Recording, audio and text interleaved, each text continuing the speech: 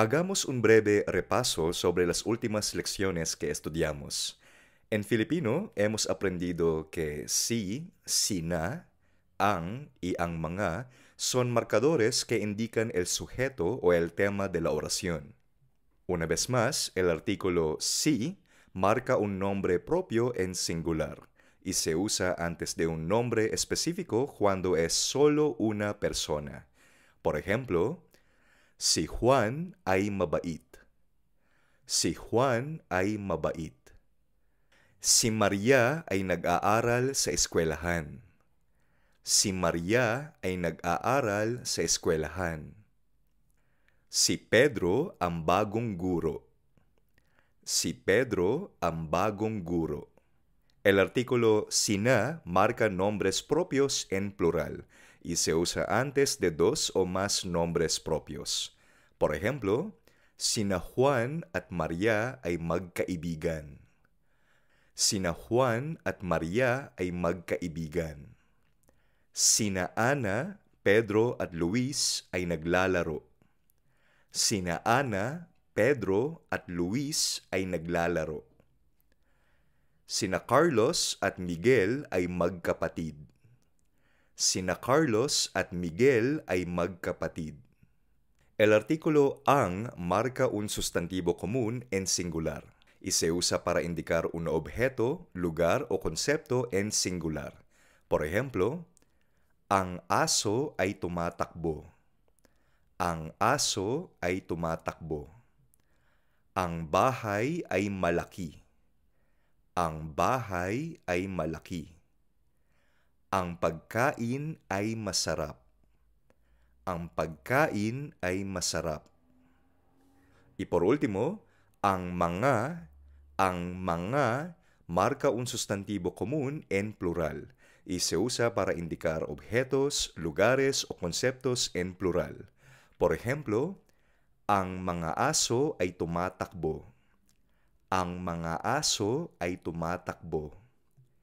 Ang mga bahay ay malalaki. Ang mga bahay ay malalaki. Ang mga estudyante ay nag-aaral. Ang mga estudyante ay nag-aaral. Muy bien, ahora hagamos un ejercicio o pagsasanay para poner a prueba tu conocimiento.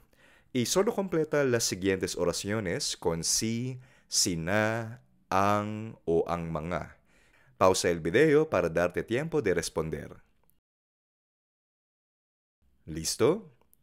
Respondamos juntos. Número 1. La respuesta correcta es sí. Si Pedro ay mabait. Si Pedro ay mabait. Número 2. La respuesta correcta es sina. Sina Maria at Juan ay magkapatid. Sina Maria at Juan ay magkapatid. Número 3. Ang pusa ay natutulog. Ang pusa ay natutulog. Número 4. Ang guro ay nagtuturo sa klase. Ang guro ay nagtuturo sa klase. Número 5. Ang bata ay naglalaro sa labas. Ang bata ay naglalaro sa labas. Número 6. Ang mga libro sa mesa ay bago. Ang mga libro sa mesa ay bago. Ten en cuenta que la pronunciación de libro en filipino es libro. Libro. El acento en la última sílaba. Libro. Y bueno, la respuesta correcta es ang mga, porque si vamos a ver la traducción al español, los libros en la mesa son nuevos, en plural. Entonces vamos a usar ang mga. Ang mga libro sa mesa ay bago. Y por último, número 7. Ang bahay ni na Pedro at Ana ay malaki. Ang bahay ni na Pedro at Ana ay malaki. Magaling, ¿cuántas respuestas correctas tuviste? Bueno, recuerda que entender bien el uso de si, sina, Ang y ang mga en Filipino es importante porque estos marcadores ayudan a estructurar correctamente las oraciones y a comunicar ideas de manera clara y precisa. Y aquí te explico su importancia. Primero, claridad en la comunicación. Estos marcadores indican el sujeto o el tema de la oración, lo que evita confusiones al hablar o escribir. Por ejemplo, la frase correcta es si Juan ay mabait. Si vamos a decir ang Juan ay mabait, es incorrecto porque el artículo ang no se usa con nombres propios. Siguiente, la diferenciación entre singular y plural. En Filipino no se añaden terminaciones para pluralizar sustantivos como en español. Por ejemplo, la palabra en español gato, en plural se dice gatos. En cambio, en el idioma filipino se usa ang mga para señalar pluralidad. Por ejemplo, ang aso ay natutulog. Ang aso ay natutulog. Aso significa perro. Y si hablamos de muchos perros, digamos, ang mga aso ay natutulog. Ang mga aso ay natutulog. No hay ningún cambio en la palabra aso.